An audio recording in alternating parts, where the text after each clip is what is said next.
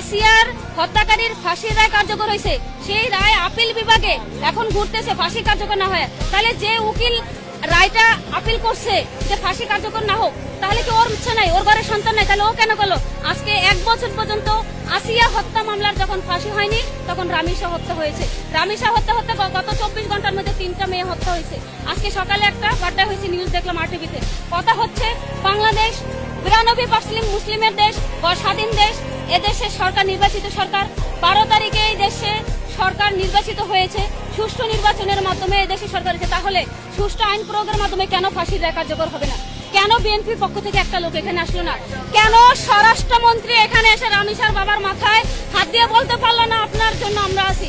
কেন আইনমন্ত্রী এসে বলতে পারলো না যে আপনার পক্ষে আমরা এই দেশের আইন সঠিকভাবে দিব?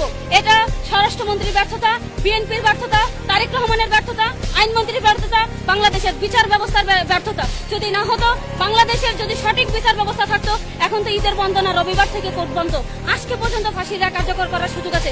শনিবার বাংলাদেশের সকল অফিস আদালত খোলা, শনিবার খোলা, রবিবার খোলা, এর মধ্যে ফাঁসির রায় কার্যকর করার কোনো ব্যাপারই না। 24 ঘন্টা সময় লাগে না। যে আসামি এজলাসে দাঁড়ায় জজের সামনে স্বীকার করে যে হ্যাঁ আমি খুন করছি, আমি দর্শন করছি, তাকে কেন 10 দিনের রিমান্ডে দিতে হবে? 10 সেকেন্ডে কেন জজ বললো না যে ওকে এখন গুলি করে দেন, ওকে কোনো স্পেয়ার করে দেন? ওই জায়গায় কালকে 4টার সময় এখানে রামিসার জানাজা হয়েছে। জানাজা একটা হবে কেন? জানাজা তো হবে 3টা।